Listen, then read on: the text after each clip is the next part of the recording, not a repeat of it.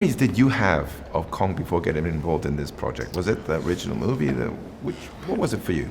We had the original movie poster in my house growing up, which is very spooky. And then I saw the Peter Jackson one in the theaters. That was the only one that I was alive to see in the theaters. But I think that in general, I mean, the Kong imagery is just everywhere. You know, you don't even have to have seen the movies to know who Kong is. And were you excited to be a part of it? Absolutely. It was a part of history, a part of film history, and part of a long line of really talented, dynamic, interesting women who have had interactions with Kong. And speaking of dynamic, interesting women, how do you see Mason Weaver, your character? Well, Mason Weaver is a self-proclaimed anti-war photographer. She has been on the ground taking photos of war for a while now, so she's extremely tough. She's bold. She's just as strong and just as outspoken as the rest of these men, but she never grabs a weapon throughout this entire film, and instead leads with vulnerability and her heart. She has a huge belief in humanity and wants to fight for that. We see that how she collides quickly with Packard, Samuel L. Jackson's character, in that sense, right? Yeah, in real life, we actually get along very well. But yes, in the film, we got to have the fun dynamic of being the opposites. You know, he's about dominating this creature, and I'm about working with it. And then there's also an interesting relationship with Tom Hiddleston's character. How would you explain it without giving away too much? Well, the two of them are on the same side. And so they very quickly recognize something in each other and become allies towards the beginning of the film. And that relationship kind of turns into this real care for one another, but it's not romantic. I think that's my favorite part about it, is these are two that through the course of this film are willing to risk their life for each other, but it's just because it's another human being and it's worth risking your life for. Another new way of seeing it is the fact that even though you have a connection with Kong, it's not the damsel in distress thing. Your character is as strong as the rest, as you were mentioning before, right? And also the way she reacts to Kong and everything is different and new too, and fresh. Yeah, exactly. And that's part of what was exciting. And another way that we've kind of like spun this genre on its head a little bit. I think that women are really dynamic, complicated people. They have a lot within them because we can be very strong, very forceful, but at the same time, we're very nurturing. So anytime I'm playing a character, I don't like to just play one note. You want to just see all of the different aspects of it. And I think because of this film, I got to really express Weaver in many different ways. Speaking of expressing yourself as an actor, what was it like to act opposite something that's huge and not really there when you were acting? Just really have to lean on your imagination. I mean, my job every day is just to suspend my disbelief. Every day I pretend that I have a different name and that I'm talking with people that I don't usually know on a day-to-day basis, but I'm pretending like I do in a new situation. And this film was just taking that and expanding on it.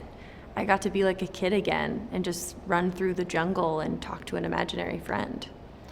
How physically demanding was it? Because you do run through the jungle quite a bit. Incredibly physically demanding. I mean, I don't think that we ever stop moving once the movie starts. There's only one scene that I remember standing still. The rest of it, we're constantly climbing up something, climbing down something, jumping off of something, sliding under something. And for every one time you watch it in the movie, it means that we probably did it all day. So my body was just really, really worked. But it also meant that I got to eat a lot more chips than normal. So that was pretty cool. And most of the shoot was in Vietnam. How was that experience? Incredible, once in a lifetime. I felt so incredibly lucky to be able to go. I mean, we got to go to these just perfect, beautiful, untouched locations that I'm not sure I would have known to go to had I not been guided by this film. I really loved the people and the food, and I can't wait to go back. And that made it all feel so real. In a way, this is a movie that also has powerful themes, our relationship with nature, how we should learn to work together. What was it about, apart from the spectacular, entertaining movie that it is, but it was also about other things, right? Yeah, well, I mean, that to me is like, that's the magical elements that make a film great. is you can sit there in the theater and just be so excited by the images, and there's things exploding and people running and high stakes.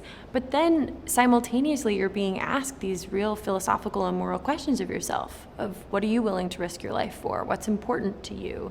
Who's going to protect this environment when these plants cannot speak for themselves? And what happens when we use just brute force and control, when it's just about our ego and being at the top? Does it really get us anywhere, or does it set us back? Jordan managed to put all of that in this movie. What is he like on set? Well, I'd never done a film like this, and so the conversations I had with him were completely different from any conversation I've had with another director before. Because instead of just talking about what the scene is, you're actually talking about what's not there. You're talking about a creature that's looking at you, and you're saying, like, well, what do the eyes look like? Does it look like he's going to charge at me, or does it look like he's being kind to me? If he looks like he's not being nice, how long does that last for? And you are kind of creating something out of nothing together. So then it must have been very special to see the final product. What was it like? What did you think? I was really blown away. I mean, I'm still just like a movie geek, just like everybody else. So I never thought in my wildest dreams I'd get to be part of something that was such an event, so big, so epic, and on IMAX. Never thought I'd be in an IMAX movie in my life. I'm just a person. You mentioned before acting opposite things that were not there, but you also act opposite some of the greatest actors in the world. Can you talk about working with people of the caliber of Samuel L. Jackson, of John Goodman, of Toby Kebbell, etc., Tom Hiddleston? Well, I mean, it's just an honor. It's just an honor to be placed in the same film with them, to be acting partners with them. It can be really intimidating at first, and then very quickly I realized that they're just the best, and they really became mentors to me through the course of making this film. They're legendary, absolutely legendary, and you can tell. I mean, there are moments with John where he had just like one word of dialogue, and you could just see a whole world in his face. I learned so much from watching them and from working with them. And you like photography because you play a photographer? I do, yeah. I had taken a photography class when I was in high school, and over the years I've dabbled with it, but it had kind of slowed down in the last couple of years. And then when I got Kong, it seemed like a great opportunity to take it up again. So I have an AE1 program. It's a Canon camera, and I just started getting back into it again. There's beautiful natural light and great locations and gorgeous actors that I was able to shoot. So I started taking photos, hoping that I would get to learn more about what it was like to be Mason, and then in the process, I took some great photos.